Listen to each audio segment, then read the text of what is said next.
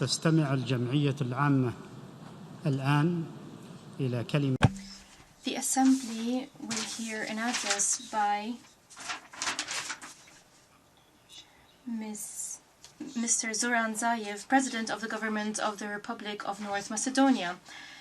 May I request protocol to escort His Excellency, the President of the Government of the Republic of North Macedonia.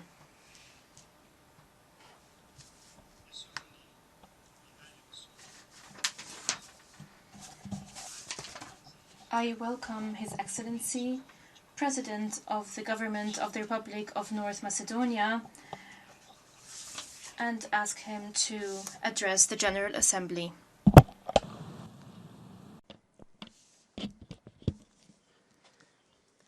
Dear Secretary General, dear President, dear ladies and gentlemen, excellencies and colleagues,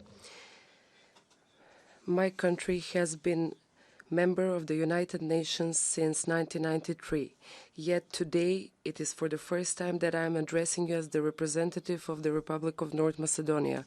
The Prespa Agreement has entered into force this year, settling thus a 27-year-old difference with Greece.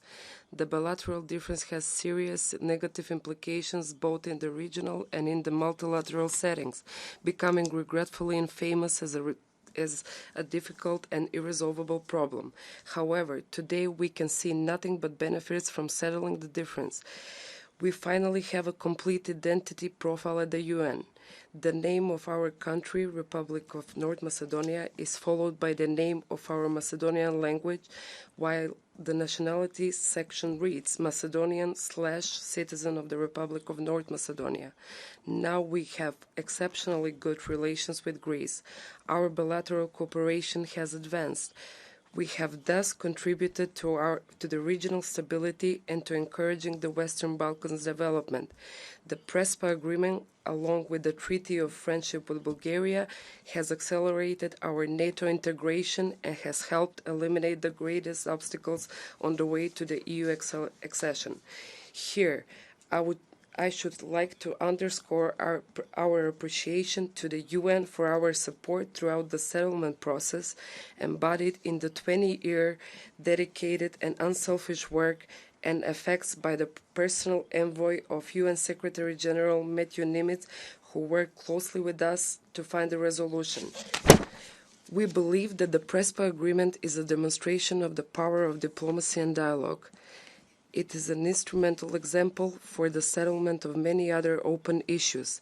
All problems throughout the world are different and have their specific features, yet dialogue and diplomacy are still the best approaches to their settlement.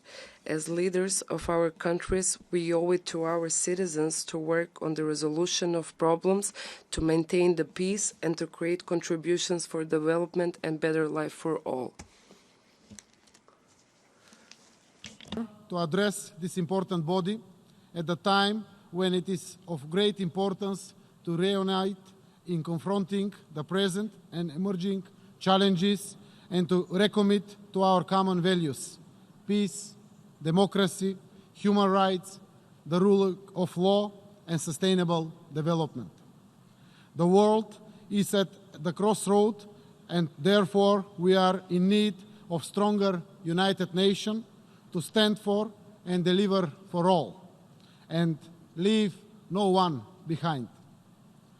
International order based on rules, effective multilateralism, with the central role of the strong and action-oriented United Nations, is necessary in a world of everyday uncertainties.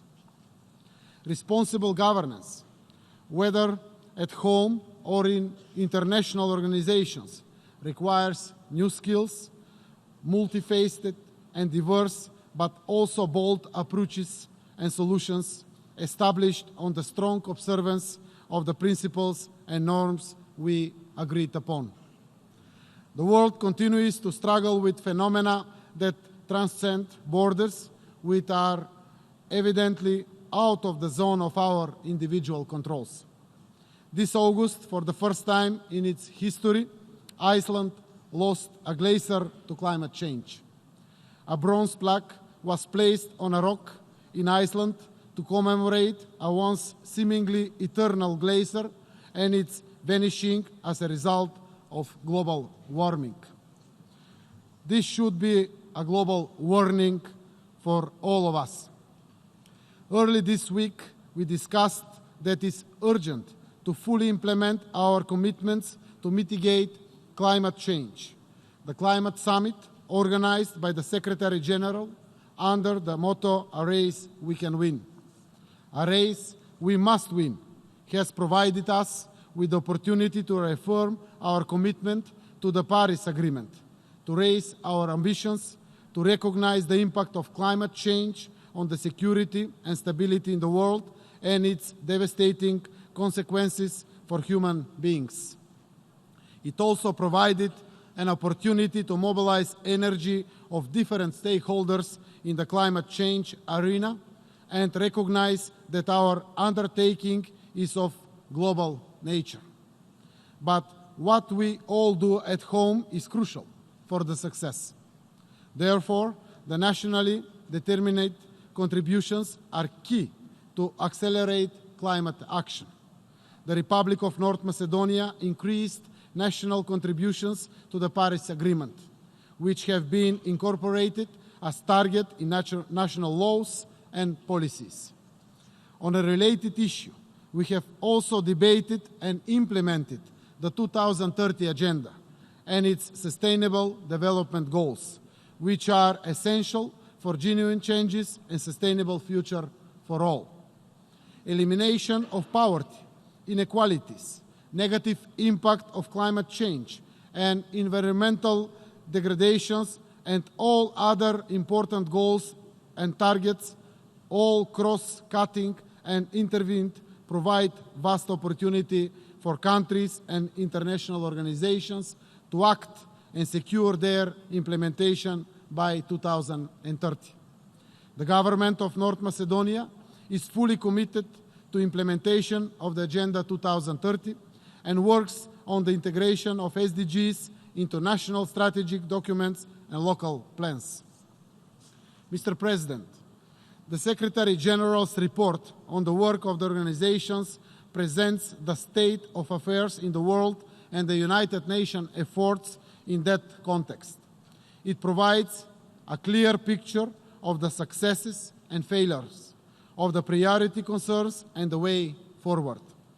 Among those bright spots of the past period, the Secretary General rightly mentioned the Prespa Agreement, concluded between my country, now North Macedonia, and Greece. 2 years ago, before this assembly, I declared our determination to find a solution with Greece over the so-called name issue. In June last year, we signed the agreement. And this year, on 14th February, the agreement entered into force. Reaching this milestone required good faith and, above all, vision. It also required diplomacy, resilience, and mutual trust. The agreement aims to overcome a history of distrust and difficult relationship by establishing foundation of new era, the one of friendship and future partnership. We decided to abandon the trenches of the past and turn to new bright perspectives and progress through partnership and collaborative solutions. We did not have guaranteed success. We made it happen together with our Greek colleagues. This is a milestone that should serve as a catalyst for the transformative processes in the Balkans. It can also serve as an example for overcoming difficult deadlocks worldwide. The compromise opened the gates for my country and people to reach its long-time goals for the membership in European Union and NATO. On the issue of NATO membership, we expect to become its 30th member in very near future. I remain confident that the substantial progress made on the reforms at home, in addition to the resolving of the outstanding issue with our neighbors, are strong arguments for opening accession negotiations with the European Union. Mr. President, ladies and gentlemen, my country is an active partner to the international anti-terrorist coalition and will continue in contributing to the multilateral efforts aiming at combating terrorism and all related ills. We commend the Secretary General's work and commitment in this area. He deserves our full support. In this context, the serious situation in Syria, Yemen, Libya, Afghanistan, the complexities of the Middle East, and the grave situation in parts of Africa deserve our full attention and effective diplomacy. Yet, another challenge is today mass migration. We have been on its front lines for years now and experienced its impact firsthand. The migration crisis is also an alarming signal that we cannot operate in a vacuum. Its duration shows that we cannot rely on the snooze button. Through the United Nations and other regional organizations, we should join our efforts and through strategic vision, cooperation mechanisms, and initiatives address the underlying causes, filter out the positives of migration flows, and turn this crisis into an opportunity. As in the past, we are going to be an active collaborator in these processes. Mr. President, misinformation and disinformation, along with other target campaigns continuing to challenge and damage global democratic governance and test the resilience of the democracies worldwide.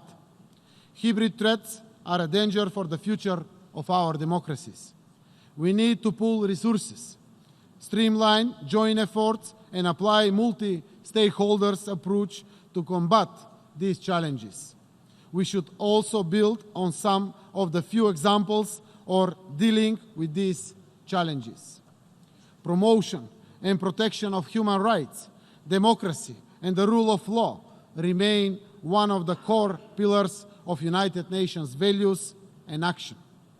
Notwithstanding the robust human rights architecture, the gross human rights violations around the globe, widespreading impunity and lack of accountability remind us that there is much to be done, nationally, regionally, and globally. Mr. President, North Macedonia continues to support all action aimed at countering proliferations of weapons of mass destruction and illegal arms trade, as well as to support disarmament efforts in all aspects. I also wish you, Mr. President, much success in galvanizing positive energy and debates on a wide area of challenging and divisive issues. You may count on the full support of North Macedonia in your endeavor. The Republic of North Macedonia remains a strong supporter of multilateralism. In today's fragmented world, we will continue to work with all stakeholders. This is our common world. We call United Nations members to reinforce efforts to maintain international peace and security. The commitments that we make in the United Nations General Assembly echo across the globe. However, it is our action at home that secure protection of human rights and well-being of individuals. Let our action be true to our commitments for a better world for all of us. I thank you.